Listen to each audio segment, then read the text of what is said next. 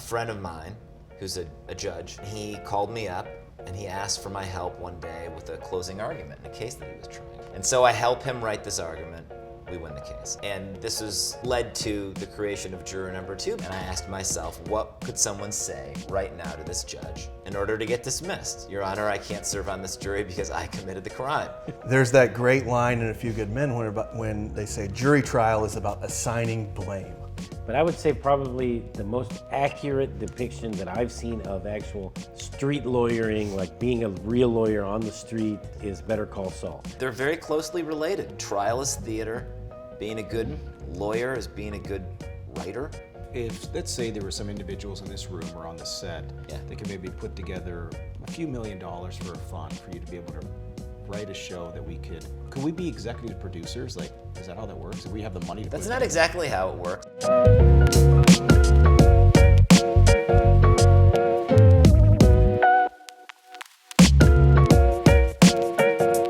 Welcome to this episode of Bourbon and Proof, where we interview those who have been both successful at law and life. And today we're taking the most dramatic scene turn we've ever taken because we've never had somebody that wrote a screenplay that was made into a movie. John Abrams, not to be confused with J.J. Abrams, which there's a story there. And we just finished the last 3 trilogy of the Star Wars with my daughters last night. J.J. Abrams did a lot of those. Yeah, he did. And I thought they were fantastic. I might be in the minority, but I thought they were fantastic. And also Brian Philpott. Brian Philpott is an IP lawyer from Austin. We went to law school together. I've known him for such a long time. This guy's had a storied career. We're going to talk about how you two know each other, how the movie Juror No. 2 came to be, John's journey, and kind of the shit we went through in the early 2000s here in LA together. Lots of it. Lots of it. Probably literal shit. And speaking of literal shit, we have our co-host, Mauro Fiore. What an intro. Thank you very much. Nice to be here, Bob, I think. You think. So we're honored again to be here in Bike Shed, downtown Los Angeles, and Tommy's Bar. That's Tom Hardy's bar. Maybe you can get him on one of your movies. I hear he's a pretty good actor. Have you seen The Bike Riders? It's a great movie. It's pretty dark. You know the main actor in that one? He's in Austin Dune 2. Butler? Dude, he's so good. He's very good. He was the guy in Elvis. Elvis He was too, Elvis. Yeah. I didn't see that one Elvis. yet. Yeah. You didn't see Elvis? He was great in Elvis. But I That was never last heard year. of him until I saw the movie posters for Bike Rider, and then I saw Dune 2, and I was like, this guy's fucking awesome. Really good. Yeah. I wish he would have been in later movies. But all right, we're going to start a pour off for Brian Philpott. Brian comes to us from the Midwest. Brian is a true Midwestern. If you can't tell from his alligator boots, Oh yeah. look at this. There they are. When we No alligators in the Midwest. Where are All you the- from in the Midwest exactly? Well, I'm from Tulsa, Oklahoma, so Yeah. probably more of a southern city really than a Midwest city. No, you're Oklahoma's a strange state, like claimed by no one. Well, Garth Brooks is from Oklahoma. Garth Brooks is from it. No, it's a great state, but is it a southern state or is it a Midwestern state? There's always a debate going. It's right in the middle of the in United the middle. It's right in the middle. so it would be Midwest. Well, yes, but it's actually considered a southern state by the census. I don't know why, but Oklahoma City's more of a Midwestern city, has more of a flavor, I think, and Tulsa's definitely more of a southern city. So you got a split right down the middle of the state. So interesting place. Yes. Great place. I like Oklahoma. I've been Yeah. there a few times. It's nice. I had a blast. I I mean, feel like growing they up should there was make a a blast. musical about Oklahoma. They do. Make a note of I think it was It's a one good of idea. Yeah. Hugh Jackman's one of his first movies. It's a boring title unless you put an exclamation mark at the end of it, and then it's like, Man. So Brian, we know you're a big Gold. Blanton's guy, and this has been sitting on my shelf because this is shared. This is a special because I love a single barrel Blanton's. I mean, I don't like the base one, but I like when you move up a little bit. There is we did the barrel proof one that's like 140 proof almost, 135. We've had that. It's We've fire. had that, and it's one of my favorite of all time. So Brian, I know you're a big Blanton's guy, and I know Yeah. you collect these little horsies because you're a big figurine guy. oh man, we're drinking. All right, I'm gonna take this jacket off. Let's get down to business. Mauro, can you take some down there? Yes, sir. So Brian, this is your little your horsey because I think we're gonna finish that bottle. Hey, Yeah. I've got a collection of these going, so You got to. Thank you. What's the thing you have to spell Blanton, or what do you Yeah. spell Blanton's? yeah, they have the letters on them, and you can go collect all of them if you want. Spell it out. Thank you. What letter is on that one? I don't know. Maybe this one's special because it's on the single barrel. Oh, it's a. I can't read anymore. Is that a B? My eyes don't work close. Yeah, me neither. B for out. Brian, for Bob, 4B for license. Bourbon. Yeah, so, well, after law school, I had my eyes tested because you read a lot. We read a lot, like, constantly. And my vision got better after law school until I turned 40, and then I couldn't see Yeah. right here anymore. I swear could see, like a hawk, I could see far, but I can't see. Exact same.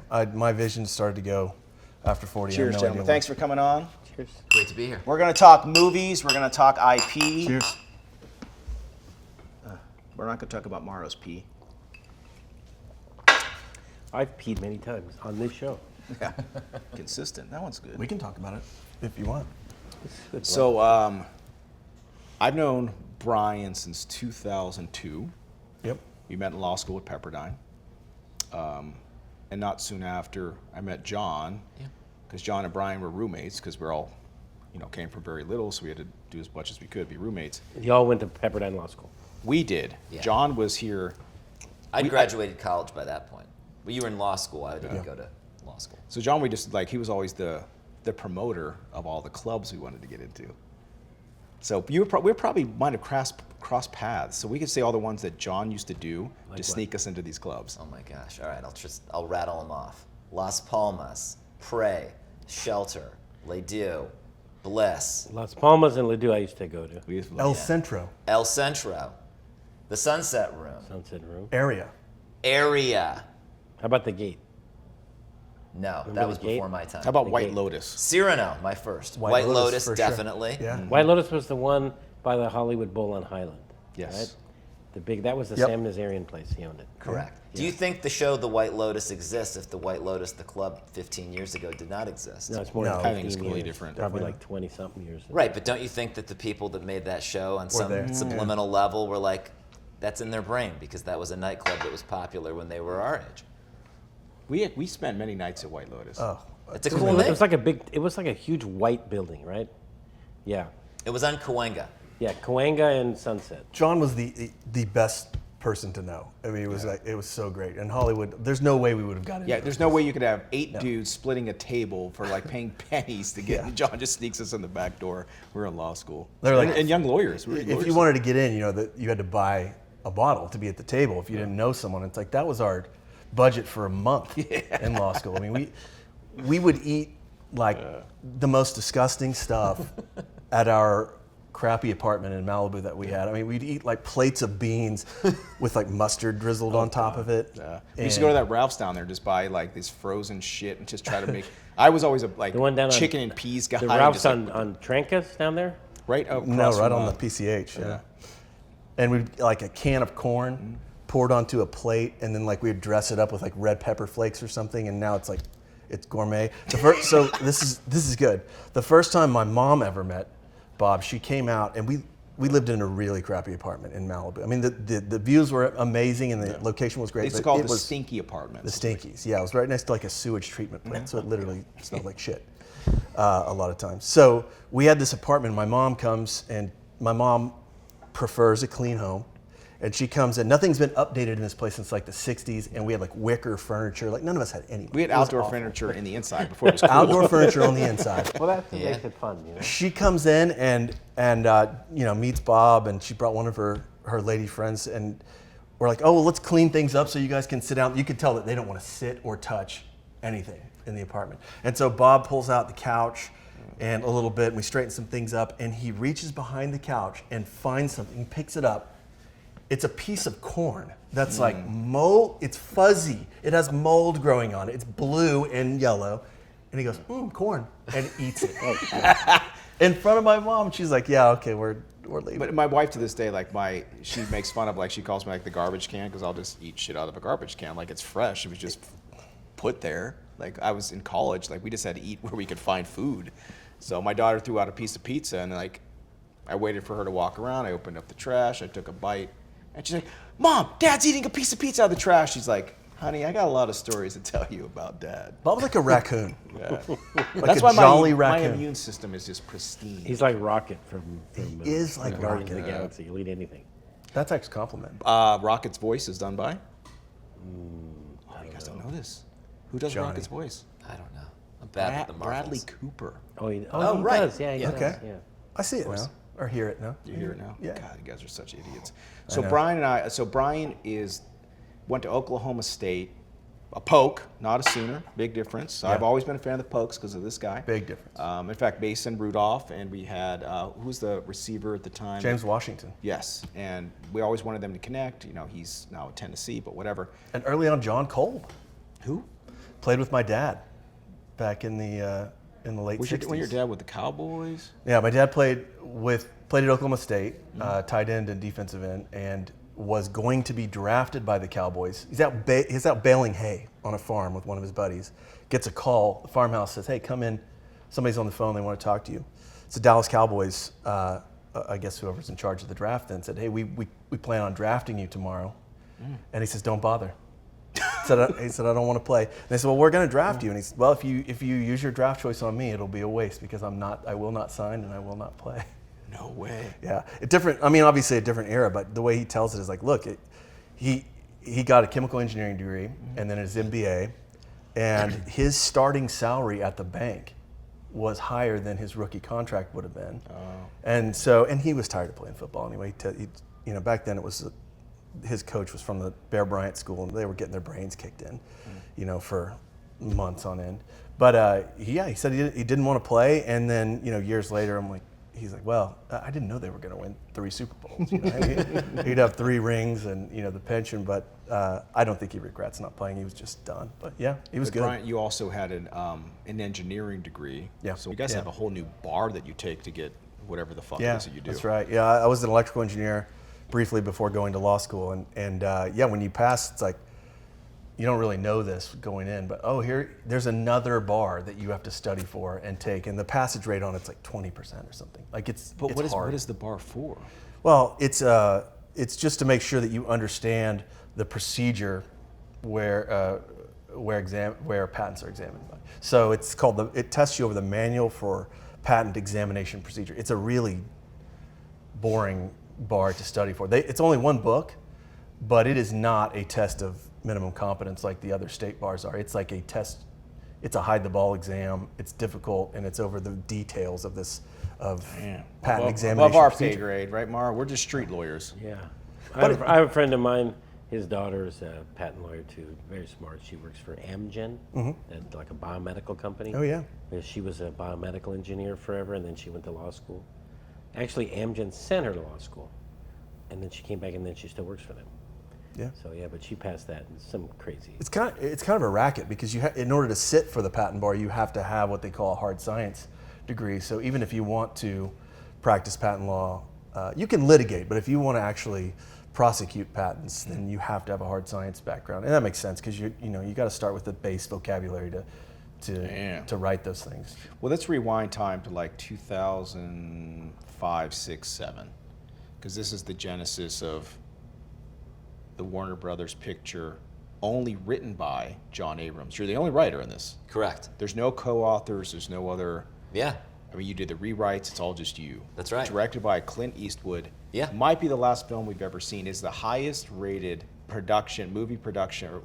How do they call that? The studio produced movie of the year. Still I holding? think so. It's at 94 on Rotten Tomatoes as of yesterday. Or Crazy. something. Pretty And, good. Yeah.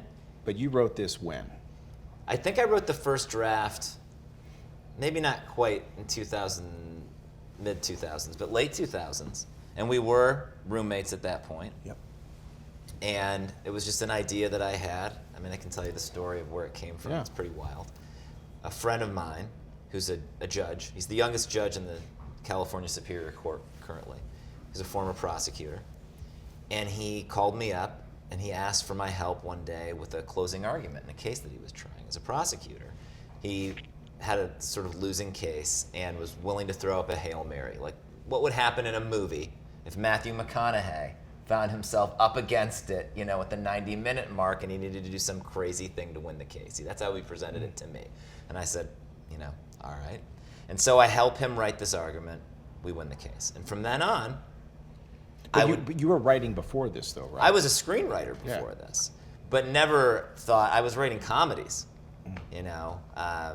and this was led to the creation of Juror No. 2 because I spent all this time subsequently helping him with his with his cases. So I would go down to the court, I would watch the trial happen, so I was across it and I knew what was going on. And one day in court during voir dire, all the jurors, potential jurors, are trying to get excused from jury duty.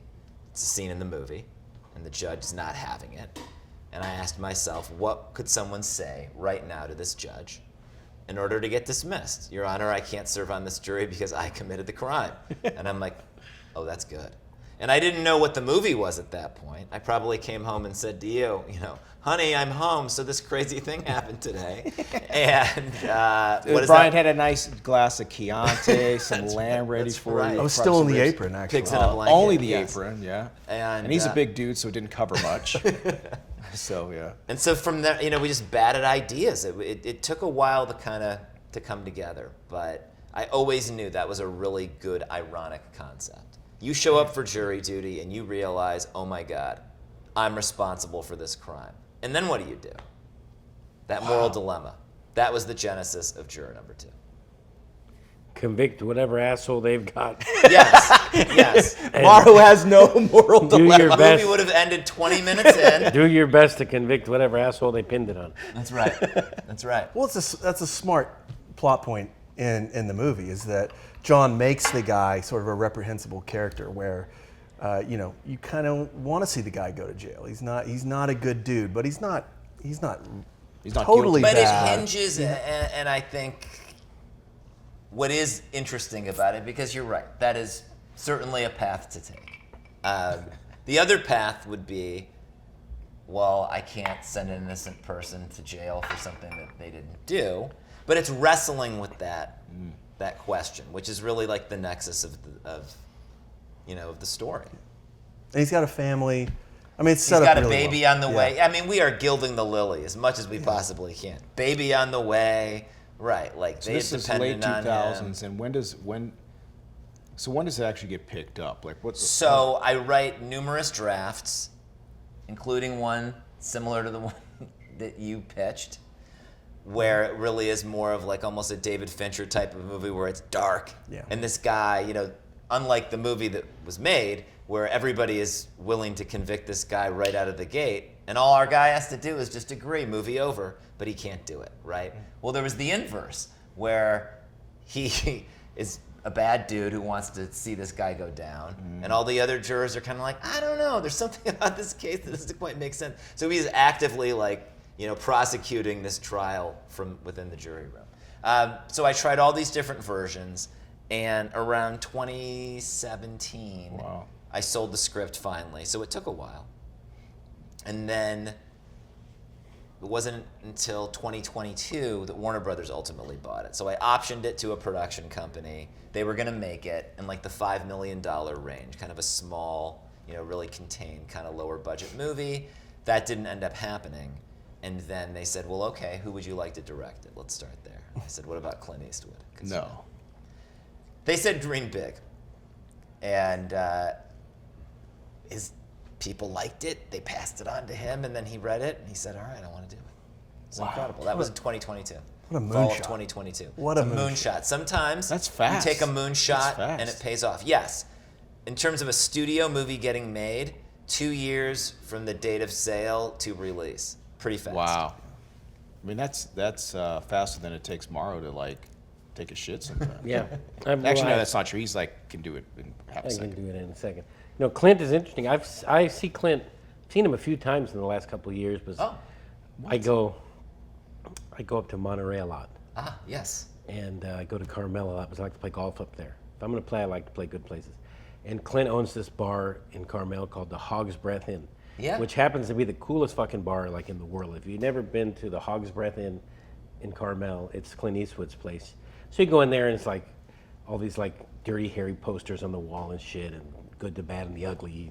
All this. So if you're like Clint, you love the bar. And Clint is always known to be there, and I've seen him there. And man, he is fucking old, man. He's 94. Yeah, but it's the last I saw him 6 months ago, and he was dragging himself through the bar. I was hoping the son of a bitch didn't fall over. No, It's you were like- actually hoping that he did. No, it's just didn't damn, want a he's case. old, but Yeah. he can still direct a movie, huh? Can still direct a movie. He has great people around him at his production company. He's worked with the same crew for 20, 30 years. So it's almost like a circus, minus all the nonsense. It's like it's a group that works very well together, And so he's that's like a part of how he one-shot does it. guy too, right? Like he gets Yeah, it he done. does things very, to the point. That's just him as a person, but also on set. Yeah, he's doing basic setups and then like 2 takes, maybe 3. But it's not like, hey, let's play, let's find it. It's like, stick to the words, do the scene. Let's do your moving dirty on. Harry pour over here, Mara. What do you got? Let's go. Well, this is a very special box here. This is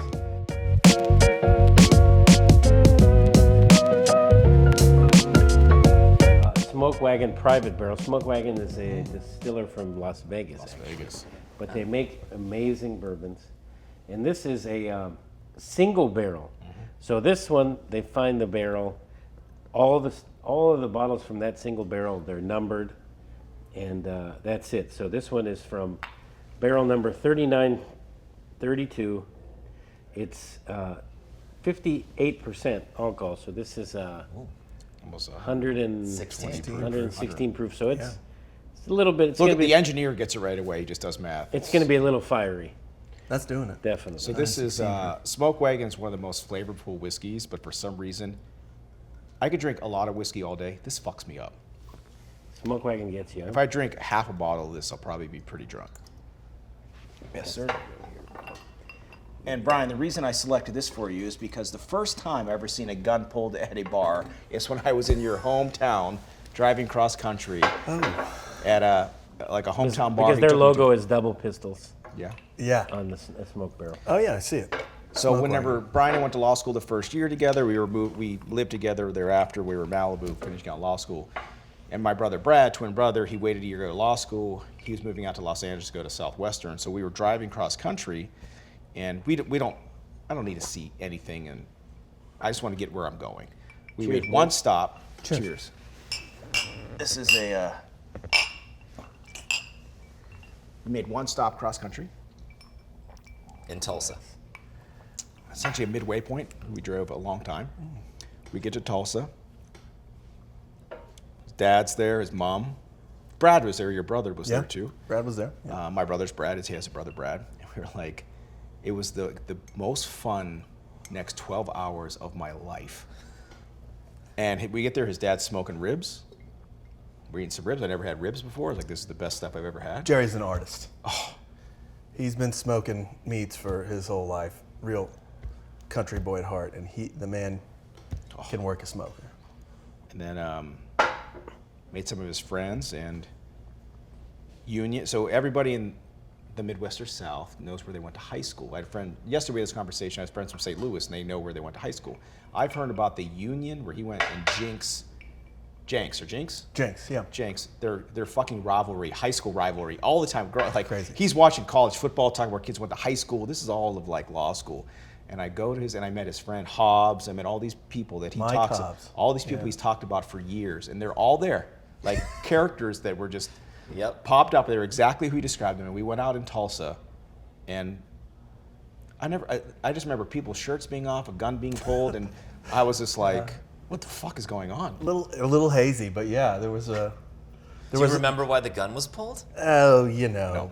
probably some Did you pull it? argument about a girl or a football game or something. got it. I didn't pull it, Okay. but there was a shot fired like outside, and then the people start running around the bar, and I grabbed Bobby and I put him up against the wall and just said, "Keep your back against the wall.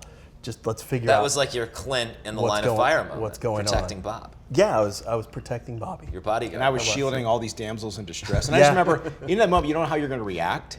And I was just laughing. Like, what are you going to do? Like, I just remember these guys are getting in a fight, the shirts are off, and somebody fires a gun. I'm like, what the fuck is This this? didn't happen all the time, You but know, it happened. I've had a gun pulled on me too as well. Oh. And this was at a poker game in Hollywood, up in Hollywood Hills. Yeah. And At these his guys house. come in to rob my poker game. Yeah. Oh, And like Sopranos style. yeah. So the guy has a shotgun and he's pointing it at me and he's telling me shit. I was like, hey, fuck you. So instead of shooting me, he shot my friend when I told him, fuck you. And my friend to this day keeps telling me, you motherfucker, he shot me instead of you. So I told him, fuck you. He said, where's the house money? I said, fuck you, and he shot my friend. I said, it's over there. I don't mean to laugh about this. Where did he shoot your friend? In his hand. And we were at the poker game. He said, put your hands on the table. So, and the guy started yelling at me, where's the house money? I said, fuck you. And then he shot my friend's hand. like at close range, like blew his hand up. And then I said, it's over there in the corner. You know? By accident? Or No, you he just- shot him on purpose. Oh my God. But it was luckily it was like bird shot or whatever, you know. But still, it's a shotgun blast, you know. Fucked up my table, my poker table, which I was more disappointed about. And then I remember my dad came over like a week later, and he's like, "What happened to your poker table?" I said, "Oh, my dog was fucking gnawing on it." You know, I'm gonna say we got robbed by some fucking dirtbag chicks, you know, and their friends. I mean, it was bad. Wait, they were female bandits? Well, I think that's who might have tipped him off. Oh. It's like Molly's Game meets The Wire Wow. Yeah, happening Yeah. it was at pretty Morrow's bad. pad. It was pretty My bad. favorite part of this story is he almost wrongly convicted a person because they called him down to the station to identify the people that like shot him, and they, you know, they give the They line said up. we have a 6-pack, you know, for you to identify, you know, see if you recognize anybody. I looked at it and I was like, motherfucker, I don't recognize anybody. I said, it's that guy. They're like, are you sure it's that guy? I said, yeah, it's that guy. Like, you're a fucking piece of shit. That's like the assistant chief of police. And they told me, get the fuck out of here. I was like, hey, sorry, man, fuck. And then I was walking to my car, I was thinking, man, there must be a lot of motherfuckers in jail. People point out like me. Oh, like yeah. Like, but I was like a victim, you know, like, fuck it. Somebody, one of those fuckers did it. They wouldn't be showing me the pictures. You know, so I on one hand I felt like an asshole, but on the other hand I was like, yeah, fuck it. But yeah, so anyways, they closed the investigation when I fingered the chief. Well, it's like, isn't there? That's really funny. You know, I think we might be talking about the best legal movies of all time. My favorite is A Few Good Men. Yes. There's that great line in A Few Good Men when they say jury trial is about assigning blame. Yeah. Like someone was hurt, and someone has to pay for that. And I remember I always took that with me in my career, thinking about that in the trial world. Is that's what it's about. It's about assigning blame. By the What's way, your that was story? the exact thing I said to my friend, the judge, when he was a prosecutor working on that first closing argument. Said we have to assign blame. You know, I would say that on the greatest legal movies of all time, I don't think there's even it's like, what's the greatest movie of all time? The Godfather 1 and 2 is not even anything close. Okay? Okay. Not anything fucking close. I mean, to I The would Godfather disagree, 1 but and 2. fine. You don't know shit. His The best legal Sicilian's movie of all coming time, easily by a mile, is The Verdict. The best. No, That's a great answer. The I- Verdict, the verdict cannot be touched. My Cousin Vinny No, is get out by of here. far The Verdict's the best, man. My Paul Cousin Newman Vinny is- at his peak. It's I also amazing. like. I mean, it's fantastic. I also like most every John Grisham movie that they made Yeah. was fucking. The Rainmaker fantastic. is pretty good. Rainmaker was great. Because it's Coppola. Was it The Coppola? Rainmaker Yeah. with Sophia Coppola. No, Francis Ford It was Coppola. Sophia. Yeah, he directed. He directed The Rainmaker. Rainmaker. Oh no. Yeah. Wow. We're more of like the Danny DeVito lawyers in that story. Great character.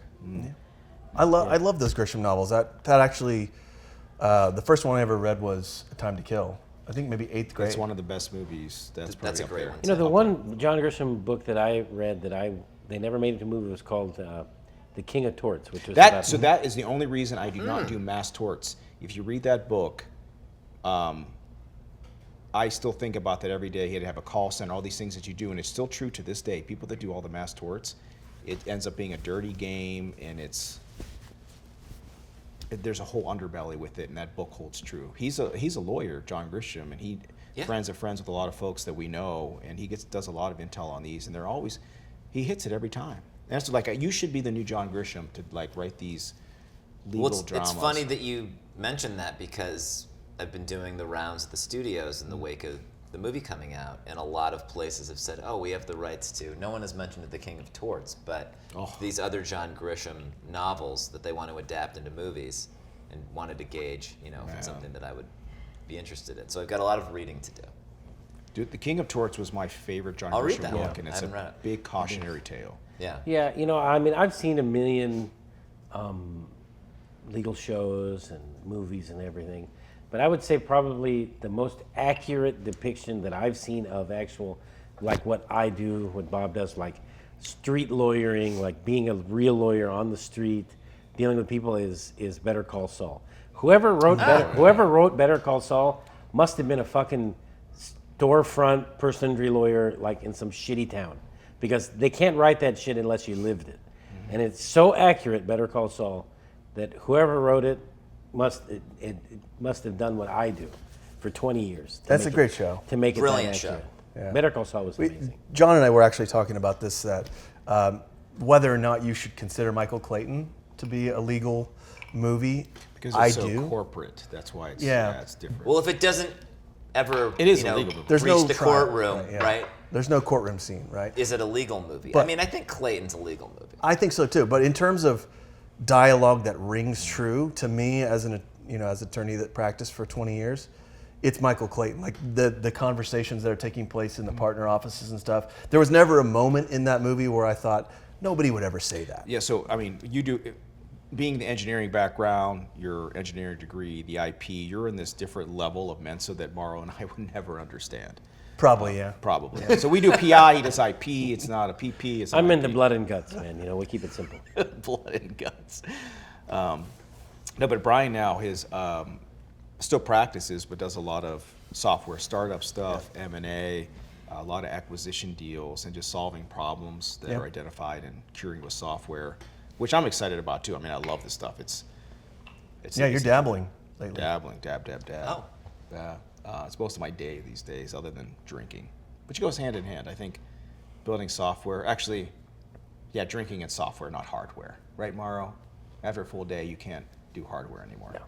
You don't want to be soldering in the garage. I can't do. Coding, yes, that's okay. Yeah, Coding, well, yes. yeah. Once in a while, I feel like maybe I want to plug in and code a little. I get that about you. Yeah. So the last board that I have here is a slow and low. Now this has been around forever, and I've never seen it in these little like shooter cans, and they're still. I mean, this is a whiskey, so it's probably over 40% alcohol. But Brian, I mean, I still remember pulling up in Tulsa, and every time I open like a Pabst Blue Ribbon, for some reason I think of you, because we would just drink these. We would just drink these beers and watch college football together every Saturday in law school. We didn't have a lot of money to do a lot of other things, and then we would have John over here to help us get into whatever club. This and we could try to reminds me of meander away. shit that I used to sneak into the Hollywood Bowl. You know, Perfect. we could go. Slow Oh, and sure. 84 proof, so it's rock and roll rye. I think you got to drink it out of the can, Mar. I mean, Oh yeah. you're too Do you? fancy. Well, I don't know. I don't know the etiquette for this. Oh my. Oh God. Out of the can? Oh god, it's horrible. I actually knew it would be. All right. We're going neat out of the can, Bobby? I think so. Cheers. Oh, it can't get any worse. Neat, All right. fucking on ice, whatever. This is shit. Yeah, it's pretty bad. It tastes like it's already mixed with It something. tastes like there's a punch or something. That's why. Yeah. Like, can I be honest? It's not undrinkable. No, it has Coca-Cola in it. Oh, it does? There's. Yeah, it has Straight honey rye, in it. runny, Orange, navel, rock navel candy. orange. Indian bitters. Ugh. Wow. Oh, this is like having a low fashion. Okay. Yeah. Again, not undrinkable. I'm not going to pull it off the shelf. There's not a whole lot that's undrinkable. That's It's true. not I mean, my we favorite. proved that in I'll law fucking school. I drink mean, what- anything. Oh, we drank anything out of a plastic bottle you can get your hands on. Yeah. Me and my roommate, when we were in law school, we would fucking drink anything. I mean, we lived like animals. We used to go to the 99-cent store back in those days, and once in a while they'd have some 99-cent this thing? store wine. No. Yeah, they'd Yeah. have some wines, and they would taste like vinegar. You take the screw-off caps, and we'd drink it in like fucking vinegar, but it'd get you drunk for 99 cents. I mean, we used to sneak like fifths of really shitty like tequila and stuff into John's clubs because it was like $20 for a expensive, drink Yeah. or something So back in the. I only had so many drink tickets, fellas. Yeah, that's right. And so You know what we used to do, me and my roommate, at the clubs in those days? We'd hang around the bathroom, and people would go to the bathroom and leave their drinks on the table out by the bathroom, and we'd steal them. oh no, I'd get fucked up just stealing drinks all night. that's a good But yeah, strategy. I mean, we didn't have fucking any money. We'd have that was. Yeah. And once in a while, people would have like shit in their drinks. You know, people would like spike their own drinks and stuff, and we'd just knock our socks off. It was always like kind of like a. Morrow was roofied himself. Roofing That's Thing right, actually. multiple times. Well, look, I mean, I do think there's something to be said about that, right? I mean, none of us. I saw an earlier, a different episode of Bourbon to Proof where you were talking with your family about coming from, sort of humble beginnings, right? You're not working with a net, so you got to figure out a way to get by in whatever environment you are. But I think that's a good skill that you carry forward. But this is like, so Brian, life. Brian, your dad comes from an engineering brain background. You know, I met your mom, and you were a college athlete playing at Oklahoma State. I was telling this off camera. The first time. What did you play at Oklahoma State? I had a brief flirtation with Division I sports in Yeah, basketball. this guy. Was that when Big Country played for Oklahoma State? No. Oh man, I love the country. It was Bryant after? Reeves? Yeah, Bryant Reeves. Big yeah. Country played No, for he was before me several years. So Brian, when I first met him, he had long hair. Brian used to have hair that he wore in a headband in law school and going down to It was glorious. It was glorious. And we went down Was it to a mullet? Was it like business in the front? And party in the no, back? it was straight like long hair. No, just Samson-esque. yeah, but wow. We should show a photo, and I'll give it to Megan. oh please, One of the producers. We Do that. shared it to each other. He snuck us into Ladue on Halloween. This was probably 2007, 8. Yeah. Where was Ladue again? On what street? It was on, oh my God, why can't I remember it? Coenga? Was it on No. Las Palmas? It was Oh on yeah, Las it was Palmas. Las Palmas. Near the it was near the Maselli's. Yes, next door. Okay, yeah. Why do you know this stupid shit? I used to go to Maselli's, man. What is Maselli's? Please tell me it's like this weird old shitty porn Italian club. Yeah, restaurant. like a red sauce, checkered tablecloth kind of joint. Maselli's' claim to fame is that they only hire waiters that are singers. So if you go to Maselli's for dinner, the waiters all take turns going up and singing songs. Like they sing like Dean Martin fucking songs. opera and Dean Martin songs and shit, and they can all sing really well. So if you ever want like dinner and a free show, go to Maselli's. I don't think I would. But We used to go to Geisha House Maselli's was right next door. with yeah, John before. right next door. We never went there. We went to Geisha House up the So street. he got us in on Halloween, big Remember ticket, Geisha House. Ladue. Me and Brian, I think 3 other guys were American Gladiators. I'm talking full spandex, red, white, and blue. The giant Q-tip things. Oh yeah. Yeah. And the ladies went wild. I was Turbo, obviously. We had Gemini. I was Jason Malibu. Marcelli. He was Malibu with the long locks. Yeah, Yeah. Tom Connery didn't get the joke, and he just wore a wrestling outfit, like an old high school wrestling outfit. We just threw him around the rest of the night. No, he was the participant. He was the challenger. Contestant, Yeah, the yeah. challenger. Yeah. Yeah. Who else was in those? Pat Dodge. Pat Dodge. But I look like these guys are all like Jason D1 athletes. Marcelli. They're huge. They're huge. Jason Marcelli. Jason Marcelli was Yeah, Gemini. who is super talented employment attorney these days and doing a lot of mediation. But we were knuckleheads that got into Ladue, and he got us a table. We looked like big shots as American Gladiators, and we were slow and low. Oh, we were doing it. We were going for it. back in those days. Oh. Spandex at the I used to go to at the club. a bar right around the corner from there on Cherokee called Bordner's. Bordner's, I know of Bordner's. course. Fucking best. Bordner's Yeah. That was a great bar. Yeah, Bordner's that was place great. awesome.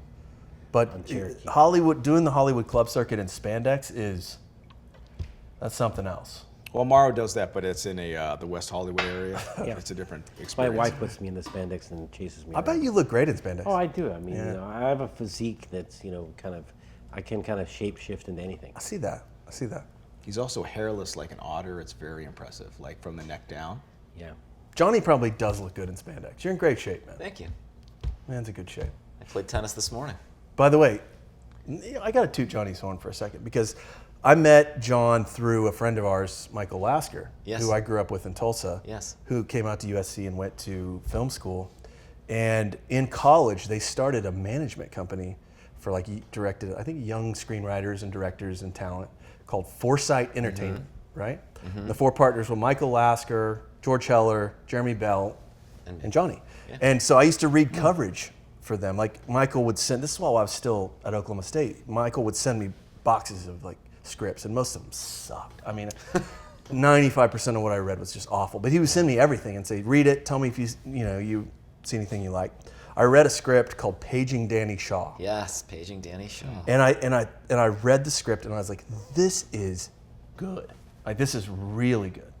And so I was like, I called Michael and I was like, I didn't pay attention to who wrote the stuff, right? I called Michael, I was like, I read one that's a gem. It's Paging Danny Shaw. And he said, well, John Abrams wrote that. And I was like, you mean your partner, John Abrams? I thought he was a manager. I was, well, he writes on the side or whatever. And I remember telling Michael, he's not a manager. This dude is a writer. And I Thank you. think Did that they ever was- make that movie or anything? No. it needs sadly. to get made. Hey, Dust it off. maybe. Dust it off. So John has a year last year, man. Really good. I mean, you're talking about a entertainment polymath here because we're Wait, doing entertainment what? polymath. He's good at everything in Wow. entertainment. I mean, that's too high of a word. I'm for- sorry. yeah. I'll bring you. I'll send you. I'm a more link into. I'm more polyamorous. I know that word. You're a poly, no doubt. I actually wrote a movie myself. Really? I don't know if I can talk. I mean it's subject to several non-disclosure agreements. Can't talk about Really? it. Yes. I'm interested in that. You Called pitched It's a scratch and sniff film. Never been produced before. Adventures of the polyamorous- great Chowdarius. scratch and sniff. Yeah, there's an olfactory thing that movies have to like have a yeah whatever. It's weird. Beautiful. It's 4D as they call it. 4D. You might get a little Oh, splattered. I love that. You might get 4D. a little splattered by the end. 40. Johnny writes books for plays. Like so, he had a hit play on Broadway this past Yeah, year. it was The Heart earlier of this Rock and year. Roll. I Yeah. went to the premiere. It was a beautiful story, and he got to work with Huey Lewis. Yeah. Wrote songs with Huey way. Lewis, the legend. Dude, he fucking crushed for years. Like Huey Lewis looked at him in the news, but I thought he had a throat thing. No, he has. He can't sing anymore. He can't sing deaf. because Yeah. he has Meniere's disease. It's kind of like if you remember in the movie A Star Is Born, Bradley Cooper had tinnitus. It's not quite the same, but it's a similar thing where he can't differentiate pitch. So a lot of the time, when you speak, he just hears like kind of white noise. So as a singer, it's sucks. Horrible. impossible. Yeah, but our project, gave him a really great outlet in order to like kind of flex his creative muscle, and he was super involved. Just to get to know him, unbelievable. Yeah, he's a what great guy. What So a I think dream. if let's say there were some individuals in this room or on this set Yeah. that could maybe put together a few $1 million for a fund for you to be able to write a show that could we be executive producers? Like, is that how that works? If we have the money to That's put it not together? exactly how it works. I thought if mean, you have the money, you're the executive producer. yeah, I guess there is that version of it, but the best thing we could do is come up with an idea.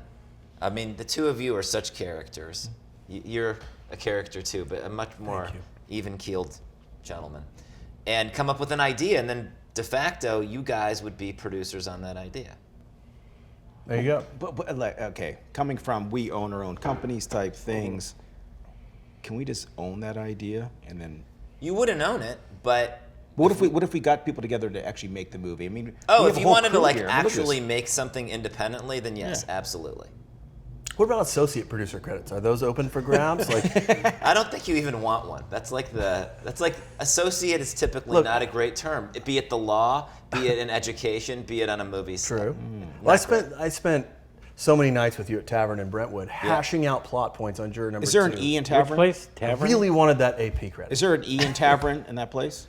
I think it's TAVRN, right? Yeah, There's it's no just E. I used to Tavern. go to Cabo Cantina in Brent. Oh God. I met my wife at Q's next door. Yeah. We actually, the fall of we were at Lake Dew, we wore the same Gladiator outfits to Q's the next night. And that's when you met her? Not that night. God, Oh. if she met me that night, If she met you She would've as kicked me in the Turbo? face. She would have been like, "Get this guy out of here."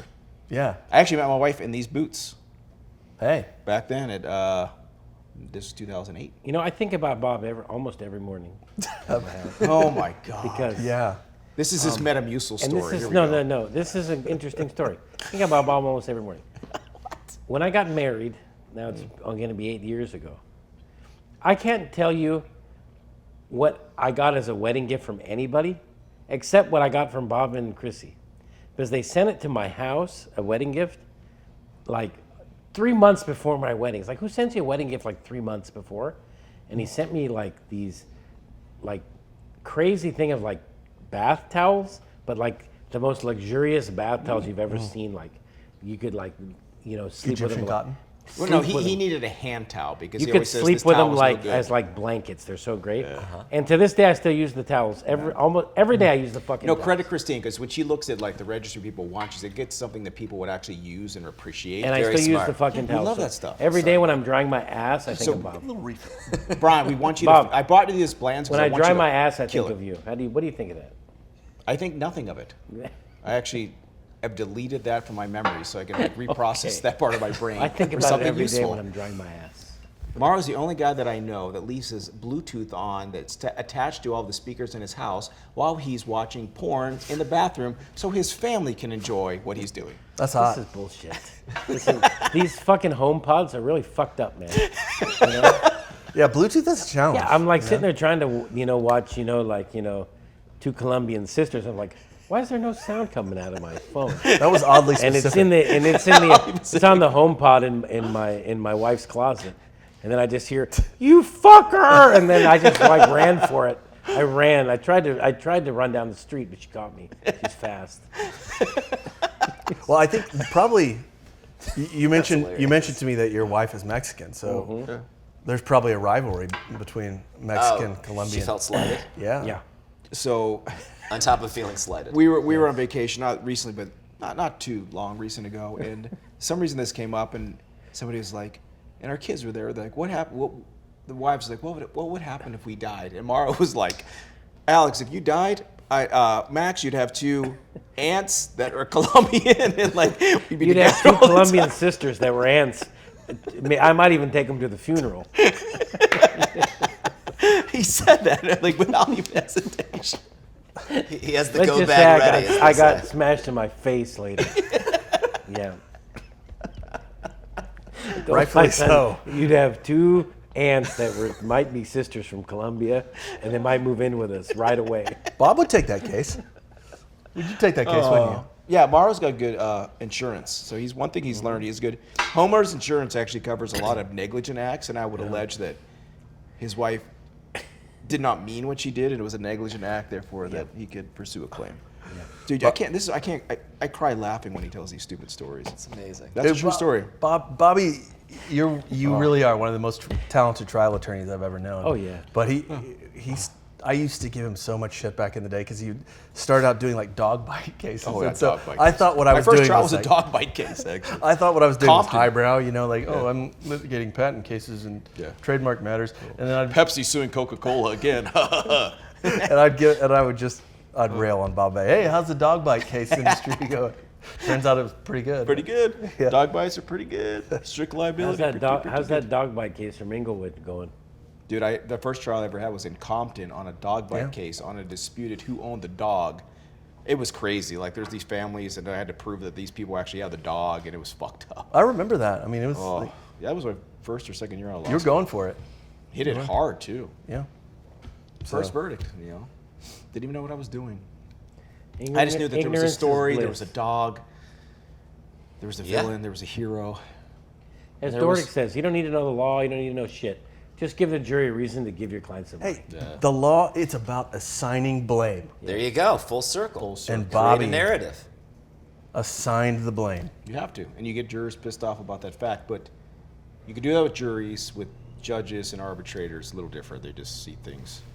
That's why, like, when you do IP, it's a lot of bench trial stuff, so it's a little different. Well, I mean, it really gets to trial. It's so rarely progresses to that stage because they don't call it the sport of kings for nothing. I mean, they don't call it the sport of kings. they sure do. $4 million for a jury trial is, that's a lot to spend. And so it's like there are no small players doing that. It's just, you can't. So when we were in law So it doesn't school, get we there. had our basketball intramural team. Brian got to name it. It's called Lex Rex, Law's King. Yeah. Now I see a pattern of what you're doing. Yeah. But we used to have the Pepperdine men's basketball team watch our intramural games because they were always entertained to see what Brian would do to people.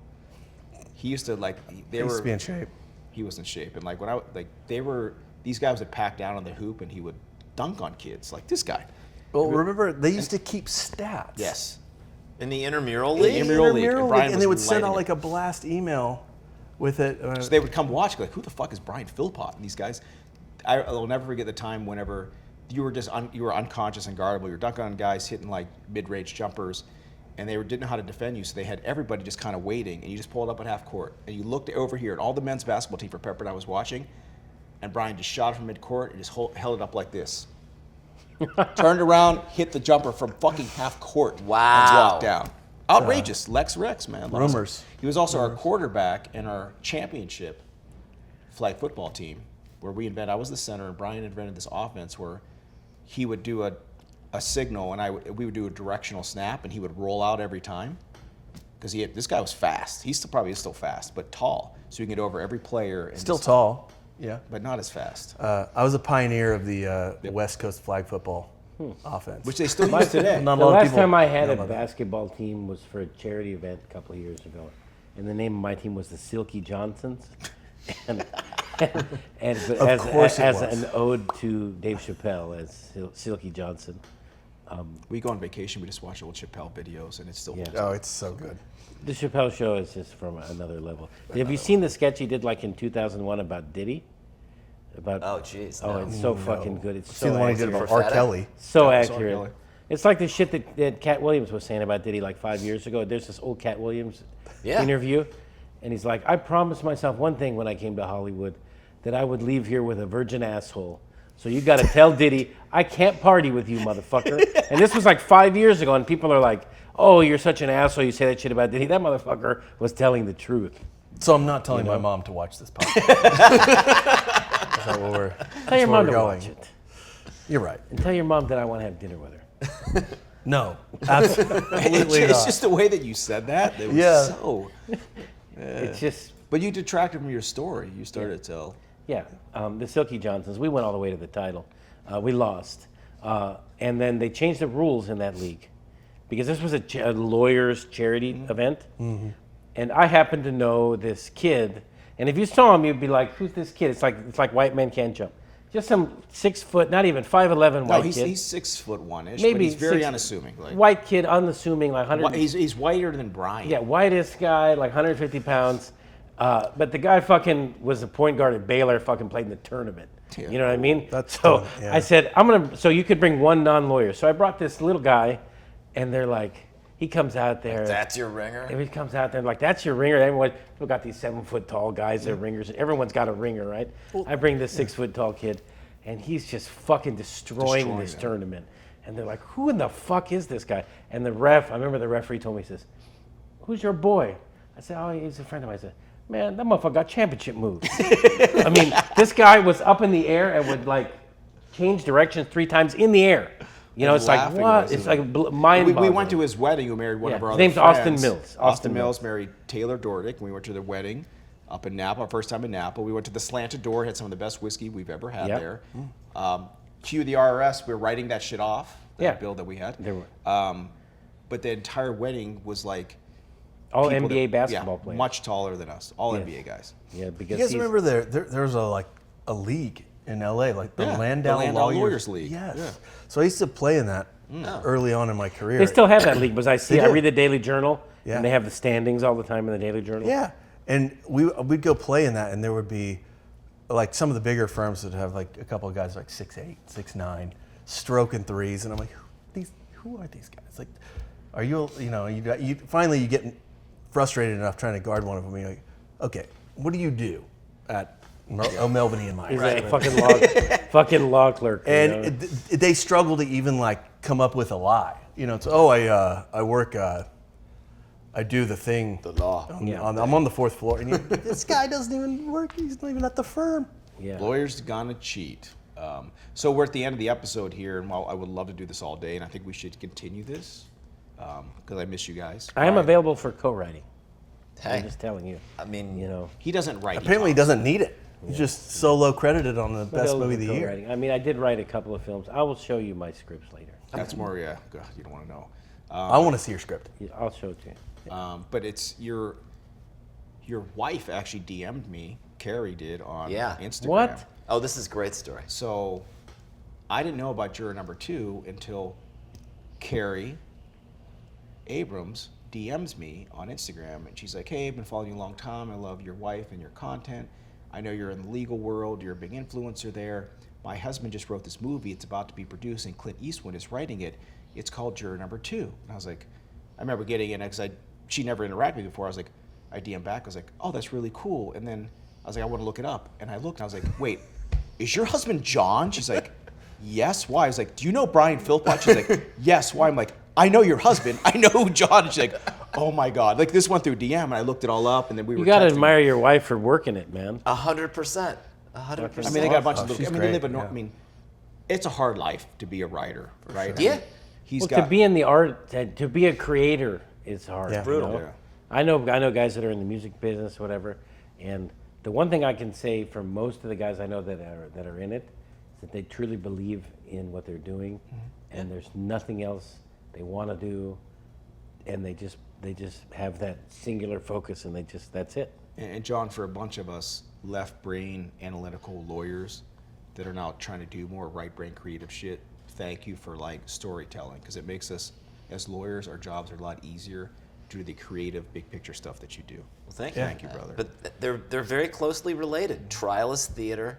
Being a good lawyer is being a good writer in a lot of ways. I mean, it really, assigning blame, there's a narrative that must be created in every case, you know? We have a friend of ours that's a very good trial lawyer and an actual working actor, Brian Brighter. Yep. Like this guy, Brian Brighter's in, you know, you could fucking be He flipping does through. improv for lawyers. You can be He does flipping improv. through TV and he's on like a law episode of Law and Order, and he's a real actor. Yeah. And he's a really good trial lawyer, and Does improv. he does this program for lawyers called Improv for Trial, where he teaches So improv. we're at the end of the episode here, and I got to ask you guys. We ask the end of every episode, like, what's your bourbon of proof? It could be any of the liquors here, any of the whiskey or bourbons that we had, or something that you enjoy at home. But what's the best that you had here, and then what's your favorite, like, sipper at home, and why? Here it's the Blanton's single barrel. Well, but I drink Blanton's at home. So, but I don't think you can do better in a bourbon than the Blanton's. The just off the shelf, if you can find it anywhere, is great. But the single barrel is something else, man. It's great. So easy, my choice. I like the barrel proof. I mean, we don't have it on the show, but Mauro and I, when we were in Spain for a month together with our families together in the same house, and you can't find bourbon and whiskey anywhere. We went to Barcelona, we found the store, they had a bottle, we bought it, we drank. I mean, and that was 64% out, and it was the smoothest, most delicious stuff. Not the entry level. And what is it? It's the barrel proof Blanton's. It was very high proof. It was good. And his wife drank a whole bottle and then beat him up that That's night. great. Well, I mean, that's Saturday night in my house. Yeah, you deserved it. Yeah. John, what are your thoughts? You probably like these little. In the can here, I'm going to throw a curveball at you and your audience. So, I like old fashions. Me too. I love rum. Urban Dictionary look up for Mauro. I've been really into the rum old fashioned lately. Oh, Really? rum fast. Rum old fashioned? The rum That's a great old fashioned. So like a good never dark had that. rum, sort of like an El Dorado 15 or something like that. It's not doesn't have to be that expensive. So from a economic perspective, you can get a really, really good rum for $50 or $75. Yeah, rum is not even the best. The most expensive rum you could dig up is maybe $100. Yeah. I love gin. Not expensive. Gin's amazing. Yeah, Rum, and it tastes great. So in the bourbon whiskey sort of profile, that's where I actually kind of I veer. love it. Well, gentlemen, thank you for coming on this episode of Bourbon and Proof. Please watch Juror No. 2. We're going to get this out before the Christmas release. It comes out on Max on Friday. I December happened 20th. to see it just yesterday, flipping around channels. It was on like the pay-per-view channel. Yes, it's on VOD and doing really well on VOD actually, and then it'll be on HBO Max starting December 20th. And it's in theaters too. And it's in theaters too. There's so many ways to see this movie. And hey, fingers crossed for award season. Yes. Wow. It is not. I'm not gonna say, but Oscar season's around the corner. We're Best original campaigning. screenplay? We'll see. It's What a For fairy your tale. consideration. for your consideration. consideration. We're doing I an know. event tomorrow We've night. gotten a lot. We used to watch those in Malibu. People used to send those videos because we knew people that watched these for your consideration movies. That's the only way you could see Free the movies. movies. Free movies. for Yeah, us. yeah, they would mail DVDs. Yeah. They Yes. don't do that anymore. It's apps now. Travis Brorson would send Over us- the years, Yes. I have been the lucky recipient of many of these for your consideration That's videos actually true. because there's an Academy Award-winning cinematographer named Mauro Fiore. Same fucking name as me. Oh, nice. And nobody's named Mauro Fiore. But this fucker is like the biggest cinematographer. He does all the, he did Armageddon. He did, what's that movie where the fuck people swimming around in the water? Aquaman. Avatar. Avatar. Aquaman. Close. We go. He did Avatar. He did. He does all the Michael Bay blockbuster. Mauro Fiore. So I live in Hollywood, and I'm Mauro Fiore. So people fucking figure out my address and they send me shit. So I get these DVDs. I get Avatar posters and shit to sign. Hilarious. People ask me for autographs. I sign the shit. I send it back to them. I don't want to disappoint them. Right. He's like a Big Lebowski You'll of his always generation. be my homie, and I write it. Ladies and sign gentlemen, it, for your send it back to them. consideration, For your Mauro Fiore, but There you also go. Juror No. 2, John Abrams. Thank you so much, brother. We look forward to you taking that red carpet, taking that award, and hopefully wearing a bright pink tuxedo. I just want to go to the after party. You know what I'm saying? You're there.